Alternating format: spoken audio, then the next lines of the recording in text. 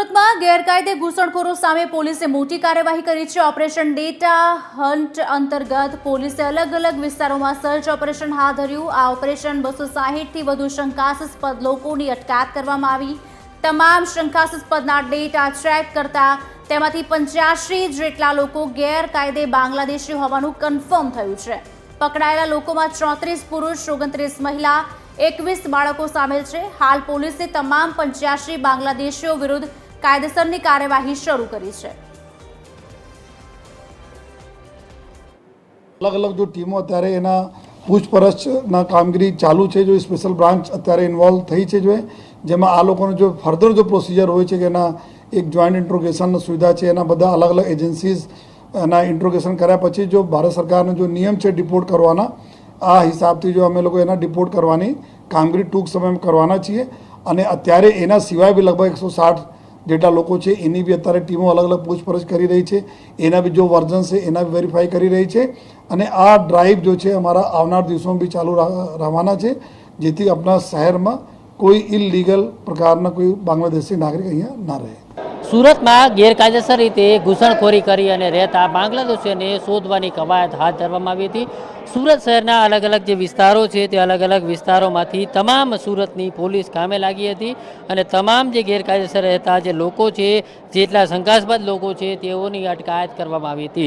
सूरतना अलग अलग पोलीस मथकमांथी 240 जेटला जे लोको छे ते शंकास्पद हालतमां तेमनी अटकायत करवामां आवी हती।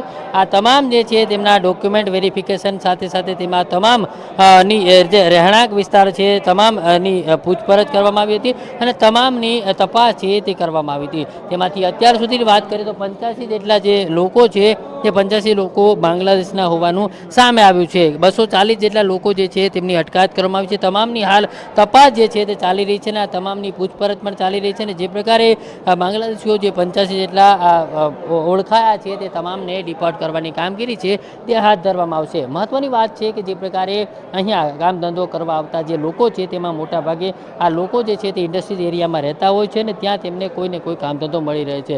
ત્યારે આ અલગ અલગ જે ઇન્ડસ્ટ્રીઝ વિસ્તારોમાંથી અલગ અલગ પોલીસ મથકમાંથી 240 જેટલા શંકાસ્પદ લોકો જે છે તેમને લાવવામાં આવ્યા હતા અને તમામની જે પ્રકારે પૂછપરછ કરવામાં આવી હતી સાથે સાથે જરૂરી તમામ ડોક્યુમેન્ટો પણ એકત્ર કરવામાં આવ્યા હતા અને તેમની પણ ઝીણવટભરી તપાસ કરવામાં આવી હતી। એટલે હાલ જે 85 જેટલા જે લોકો છે તે બાંગ્લાદેશી હોવાનું સામે આવ્યું છે અને તમામને પરત મોકલવાની કામગીરી હાથ ધરવામાં આવી છે। સાથે સાથે ઝીણવટભરી તપાસ જે છે તે કરવામાં આવી રહી છે। સાથે સુરતના તમામ જે અલગ અલગ પોલીસ મથકો છે આ અલગ અલગ પોલીસ મથકોની અંદરથી આ તમામને અહીંયા લાવવામાં આવે છે અને એકઠા કરવામાં આવ્યા છે। હાલ આ તમામની પૂછપરછ ચાલી રહી છે, તમામના ડોક્યુમેન્ટ પણ વેરિફિકેશન કરવામાં આવી રહ્યા છે અને ત્યારબાદ જે પ્રકારે જેટલા લોકો બાંગ્લાદેશીઓ સામે આવશે તે તમામને પરત મોકલવાની કામગીરી જે છે તે કરવામાં આવશે। મહત્વની વાત છે કે આ તમામ લોકો અહીંયા ચોરી છુપે બાંગ્લાદેશથી અહીંયા આવે છે અને અલગ અલગ એમ પ્રકારે અમુક લોકો તો ડુપ્લિકેટ આધાર કાર્ડ પણ બનાવતા હોય છે અને ત્યારબાદ અહીંયા વસવાટ કરતા હોય છે। ત્યારે આ લોકો જે છે તે અલગ અલગ એમ્બ્રોઇડરી સાથે કાપડ ઉદ્યોગ સાથે મિલમાં અલગ અલગ જગ્યાએ કામ કરતા હોય છે। ત્યારે હાલ પોલીસ જે છે તેમણે અલગ અલગ દિશાઓમાં તપાસ હાથ ધરી છે